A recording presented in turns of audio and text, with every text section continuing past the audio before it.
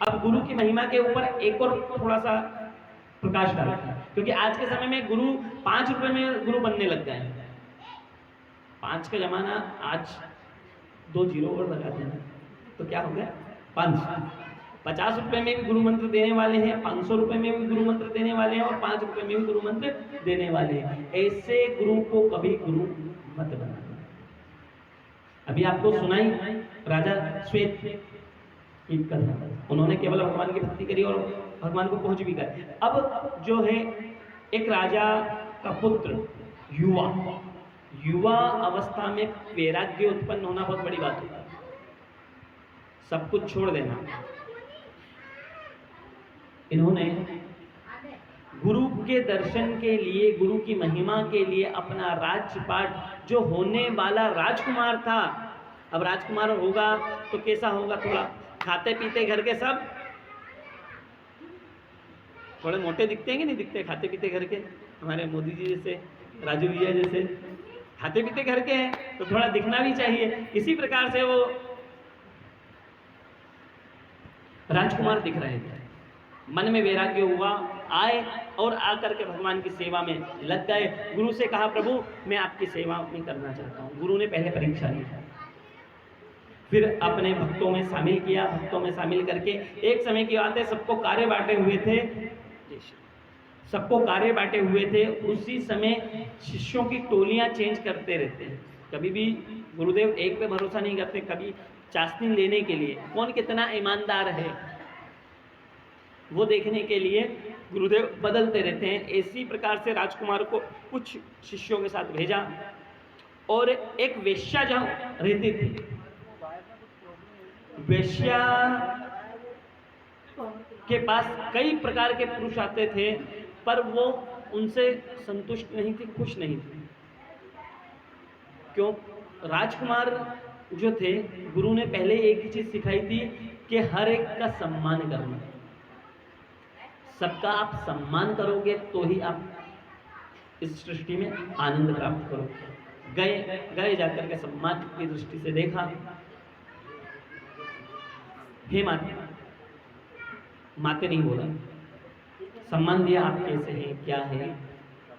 उन्होंने जब इस प्रकार के वचन, उसने जो हमेशा गलत शब्द सुनता है और किसी को अच्छे शब्द सुनने को मिल जाए तो आदमी कहाँ झुकता है, जो मीठा बोलता है। और हमारे कलयुग, हमारे मालवा में कही गई है कि मीठा तो इतना बोलते हैं कि उसकी बराबरी कोई नहीं कर सकता। बोलना चाहिए, क्योंकि कल ही बताया था कि ये जिब्बा महाभारत का भी काम करवा सकते हैं। इसलिए हमारे मालवा की एक एकता है कि मीठा बोलने में सबसे आगे हैं, और दाल बाटी बाफले खाने में भी सबसे आगे हैं कि नहीं है। हमारे मालवा की पहचान ही है दाल बाटी दाल बाफले। गए, गुरु दौड़ करके आई वेश्या, पूछा आप कहाँ रहते हैं, मैं आपके साथ चतुर्मास रहना चाहती हूँ। शिष्यों ने कहा, जो दूसरे शिष्य थे, जाकर के गुरु से शिकायत कर दी। होता है, हर घर में होता है, बच्चा अगर बहन ने कुछ चीज़ खा ली तो भाई जाकर के शिकायत कर देगा, या भाई ने कुछ कर दिया तो बहन जाकर के शिकायत जरूर कर देगी। ये मानव प्रवृत्ति है। गुरु के पास गए, जाकर के शिकायत करी कि गुरुदेव आपका एक शिष्य आज से कम हो गया। गुरु को विश्वास था। शिष्यों ने जाकर के कानाफूसी करी, उधर से देखा उनका वही शिष्य जो वेश्या उससे बात कर रही थी, आया और गुरुदेव से प्रणाम किया। बोले कैसे हो? बोले गुरुदेव आपका आशीर्वाद है, मैं आनंद में। कैसे आना हो? बोले प्रभु आपकी सेवा में हूँ और आपकी सेवा करूँगा। उनके पीछे पीछे, राजकुमार के पीछे पीछे वेश्या भी दौड़ करती हुई आती है, गुरुदेव के चरणों में प्रणाम करती है। गुरुदेव मैं इनको चतुर्मास के लिए अपने यहाँ निमंत्रण देना चाहती हूँ, और इन्होंने कहा है कि यदि मेरी गुरु की आज्ञा होगी तो ही मैं जाऊँगा, नहीं तो मैं नहीं जाऊँगा। जब इस प्रकार के वचनों को सुना, मन में विचार हुआ,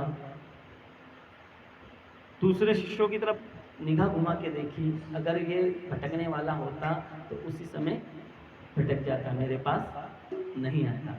चतुर्मास के लिए गई और चतुर्मास करने के लिए वहां पर बैठ करके जैसे ही चतुर्मास चल रहा था, वेश्या के मन में पति बनाने की कामना थी।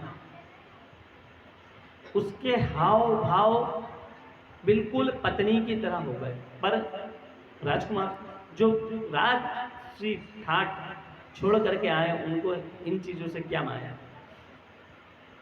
पूछती है कि मैंने कई प्रयास कर लिए फिर भी आप नहीं भटक रहे हो, क्या बात है।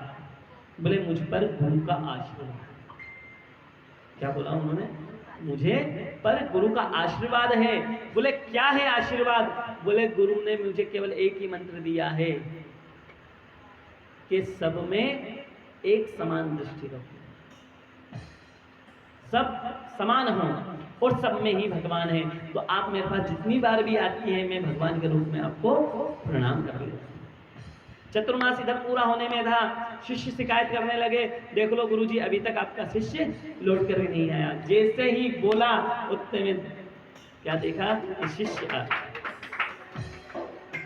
शिष्य के साथ साथ वेश्या भी धीरे धीरे चली आ रही है और वो कह रही है गुरुदेव आपने अपने इस भक्त को जो दिया है वो मुझे दे दे, क्योंकि मैं भी दुनिया से विरक्त होना चाहती हूँ।